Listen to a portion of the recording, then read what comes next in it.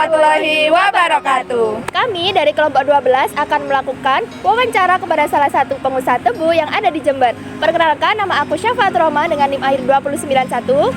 Nama aku Alvina Octavia dengan NIM akhir 2144. Aku Nabila Merdia Saib dengan NIM akhir 2146. Aku Mila Fatmawati dengan NIM akhir 2119. Langsung aja ke videonya. Sebelumnya boleh tahu nggak nama kakaknya ini siapa? Berdua. Yang pertama, nama saya itu adalah Ilham Akbar Arianto. Saya Ardia Pradika Restu Cahyana. Biasanya dipanggil Ardi. Oh ya. Terus kalau boleh tahu tuh udah berapa lama sih kakaknya menjalani bisnis tebu ini? Kebetulan kalau bisnis ini terus baru 1 tahun. Nah, seperti itu baru. Terus apa yang membuat kakaknya tertarik pada bisnis tebu? Kayak tiba-tiba kepikiran tebu nih. Yang tertarik sih sebenarnya kalau tanaman tebu ini kan nggak ribet untuk masalah perawatannya, itu nggak ribet. Berbeda dengan tanaman yang lain dan juga tidak ada hama. Kalau dari pengalaman kakaknya bisnis tebu nih, tantangan paling beratnya tuh apa sih? Tantangan paling berat itu ya cuaca, ya orang, itu tantangan paling berat. Banyak. Kalau di lapangan. Berarti kebanyakan itu jadi cuaca, Ya. kan cuaca. Kalau kan tadi kan kakaknya bilang kalau cuaca ya tantangannya. Nah, kalau misal perubahan cuaca mempengaruhi pekerjaan sehari-hari kakaknya, apa yang biasanya kakak lakukan buat kayak solusinya itu apa? Kalau masalah di lahan itu biasanya yang mengawasi itu Mas Ardi. Nah, kalau saya kan sebagai pendamping yang dipercaya kan, untuk urusannya di mandornya sama pekerjaannya juga. Kalau masalah untuk cuaca ya, yang pertama itu namanya alam itu oke lah bisa diprediksi. Cuma kalau pada saat kita itu nebak di hari hanya terus hujan, itu kalau biasanya dapatnya itu normalnya 2 truk sampai 3 truk, itu bisa jadi 1 truk karena kendalanya mungkin lintasannya itu sulit. Akhirnya ya disesuaikan dengan cuaca. Oke, Kak. Selama kakak usaha tebu itu, kalau untuk mencari lahan itu kakak taunya itu gimana? Kalau lahan itu cocok buat ditanemin atau mungkin kayak kurang bagus, itu gimana cara kakak tahu? Yang pertama itu kan pasti mempunyai kenalan di warga lokal di situ kan, makanya ada mandornya di sana kan. Jadi kan untuk relasinya kan banyak itu lahan-lahannya yang mau dijual ataupun disewakan gitu kan. Nah, untuk tanahnya kan pasti melihat yang riwayatnya sebelumnya. Oh, itu udah kayak track recordnya sebelumnya itu gimana gitu. Oke. Habis itu kayak ada nggak sih kak ciri-ciri tertentu kayak kapan sih kita kayak menggunakan pupuk, kayak pemupukannya itu cirinya itu gimana gitu buat tebunya itu? Kalau untuk waktunya pembukaan itu biasanya pada saat awal baru habis panen itu biasanya kan dikepras. Habis dikepras itu putus akar. Setelah itu nanti tunggu waktu hujan, bulan-bulan hujan itu baru itu nanti dipupuk. Habis itu dipupuk langsung ditutup pakai tanah. Itu pupuk pertama. Untuk yang kedua nanti setelah dapat 2 bulan. Itu ada nggak sih kak kayak kakaknya tuh tahu ini tuh kayak tebunya tuh udah siap panen itu dari apa? Mungkin kayak ciri-ciri batangnya atau apanya itu? Kalau ciri-cirinya itu kalau tebu ini kan masa tanamnya itu 1 tahun. Jadi misalkan pada bulan Oktober, ya berarti tahun depan panennya Oktober. Itu biasanya ciri-cirinya itu pada batangnya itu sudah mengembang, ada kembangnya di atas, sudah siap panen. Belum saya tanya ya, ini emang kakak berdua partner bisnis atau gimana?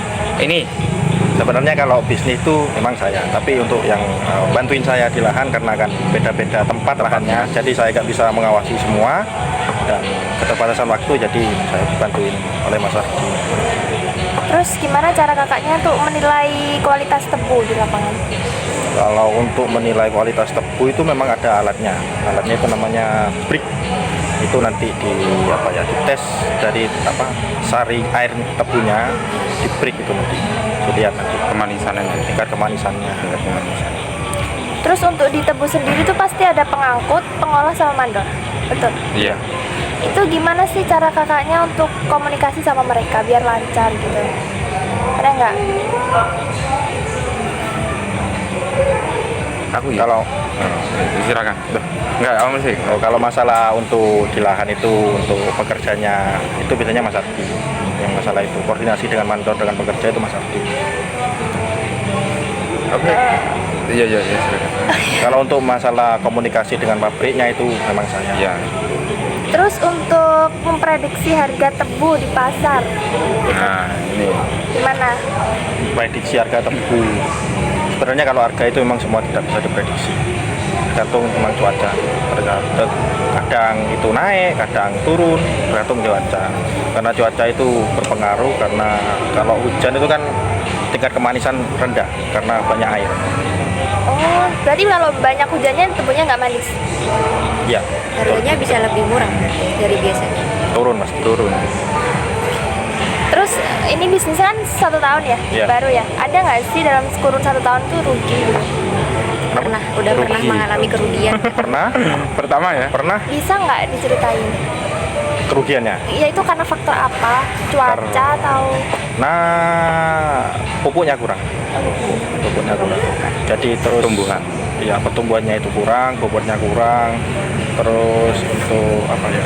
Tanahnya, kondisi tanah di daerah lahan tersebut itu banyak pepohonan. Jadi tumbuhnya itu gak tinggi karena kurang sinar matahari. Berarti benar-benar nggak jadi ya? Sari makanan itu kan rebutan. Kalau semisal itu kayak ada pohon. Nutrisinya itu Nah, ya. Terus Oke, buat selanjutnya, apakah kakaknya ini sebagai owner ya, sebagai pemilik dari lahan tebu itu sendiri memiliki catatan tertulis mengenai dokumen SOP dalam kegiatan seperti penanaman, pembukaan ataupun panen tebu itu sendiri? Kalau SOP mungkin tidak tertulis karena itu gimana ya? Pembelajarannya itu kan dari orang pengalaman-pengalaman. Jadi tidak saya tulis. Kalau untuk pembiayaan memang saya tulis. Berarti buat SOP karyawannya itu tidak dalam dokumen, tidak terdokumentasi. ada, cuma dia tuh nggak tertulis, Pak. Enggak. Tidak. Berarti disampaikan mungkin. Sampaikan langsung. Sampaikan langsung. Ke pekerja. Itu selanjutnya, apakah informasi seperti jadwal tanam, kondisi cuaca, dan penggunaan pupuk itu dicatat secara rutin?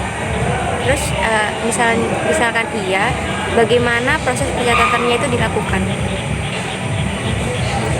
Kalau itu mungkin nggak ditulis karena kan untuk penanaman tebunya itu kan lahannya itu kan berbeda-beda. Jadi tanamnya ada yang sekarang tanam, ada yang minggu depan tanam. Jadi itu tidak tertulis. Jadi sesuai ingatan aja. Jadi nggak serentak, Nggak, jadi iya. setiap lahannya berbeda-beda. Beda-beda. Tergantung apa? ya tanaman awal. Tergantung ya kondisi tanaman kan. Saya kan sewa, kadang itu sudah ada tebunya, kadang ada yang masih kosong. Jadi itu kan masih ada proses pengolahan tanah, terus proses penanaman gitu, pembersihan lahan. Jadi tidak serentak. Berarti itu mempengaruhi ini ya, kebersamaan buat panen itu sendiri. Iya, Berarti betul. berbeda-beda. Beda-beda. Biasanya kalau satu lahan buat saat panen itu dapat berapa? Dapat berapa truk gitu? Nggak tentu ya. Kalau Sesuai luas ya? kemarin itu kalau sesuai luas. Kalau misalkan ini saya kasih contoh aja yang 1 hektar itu kemarin itu 17 truk. Lumayan banyak loh. Satu truknya itu kalau boleh tahu berapa? Pokok total itu 1 hektar kemarin keluar 120 ton.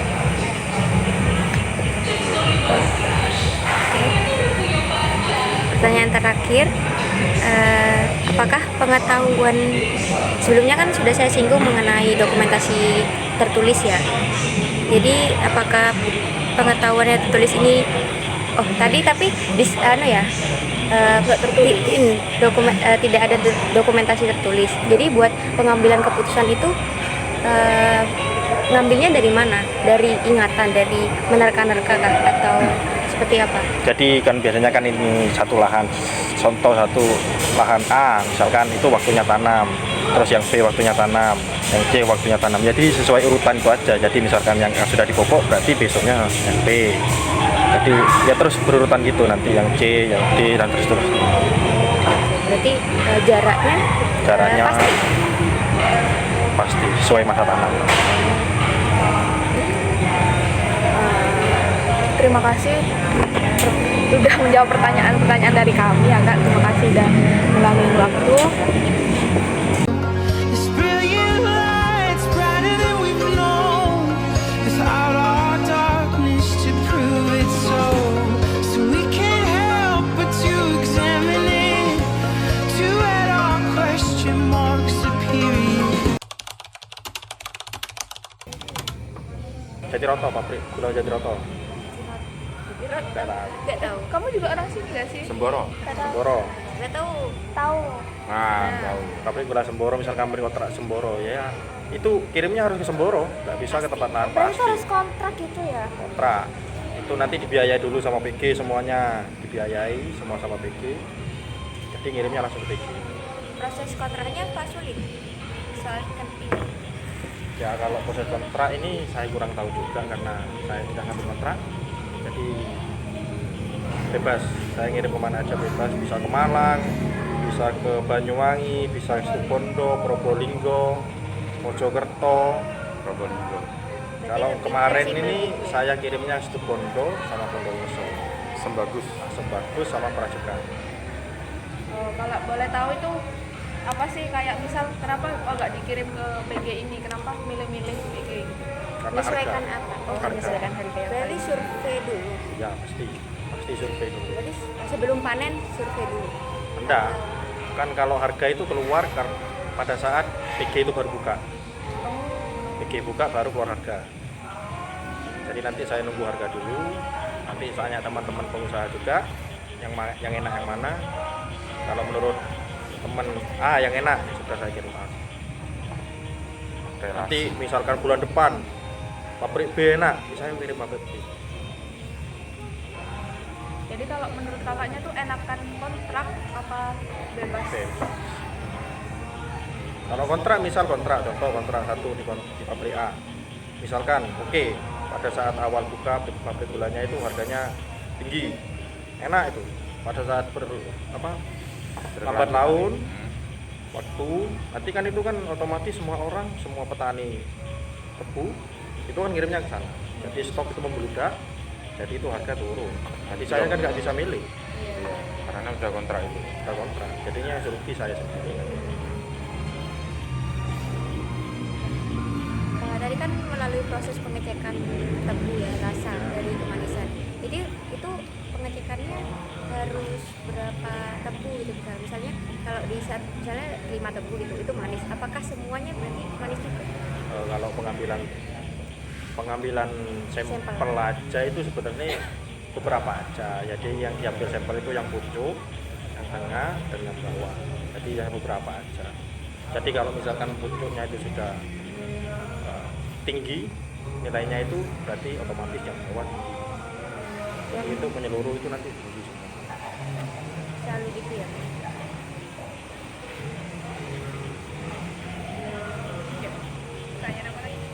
Ya, berarti setiap panen itu di satu apa nih? Satu Tempat. Iya, satu tempat pabrik. Iya, jualnya. Jadi pabrik aja. Iya, di satu pabrik. Soalnya kan dari banyak truk kan, kayak setiap satu panen, sekali panen kan ada 17 truk kayak gitu. Jadi 17 semuanya itu total panennya itu dijual ke satu pabrik aja. Selalu itu. Beda-beda. Oh, beda-beda. Oh, beda-beda. Kalau pabriknya tutup sesuai target, Sudah pindah. Minimal berapa kalau 17 berapa pabrik? Kalau kemarin itu 17 truk itu yang 3 saya kirim ke Sembagus, yang 14 saya kirim ke Sembagus. Jadi nggak selalu imbang ya jumlahnya. Serai, kalau itu masalah itu terserah. Setahun itu panen berapa kali? Satu kali. Bisa. Oh, kan tebunya. Biasanya tuh kalau truk tebu tuh kan banyak ya di jalan-jalan misal panen. Nah, kan ada kemungkinan nih, ini bahas tantangan ya. Ada kemungkinan truk itu boleh. Nah, itu tuh yang rugi tuh yang rugi itu pengusaha tebunya apa diganti sama supir truknya itu. semuanya. Pengendara. Kalau masalah kerugian untuk truknya itu yang ditanggung oleh pemilik truk. Jadi kan saya anggap ini bayar itu sudah bayar transport, ya udah itu tanggungannya sopirnya atau yang pemilik. Berarti kayak misal nih, truknya guling. Berarti yang pengusaha itu nggak tanggung jawab apa-apa ya? Tanggung jawabnya mungkin nanti mencarikan truk baru buat imbal, ya mungkin bayar pekerja nanti menaikkan lagi. Hasilnya bisa menurun tapi Kenapa? Hasil apa? karena kan sempat ada tragedi. Kalau hasil mungkin ya kehilangan bobot aja. Signifikan nggak?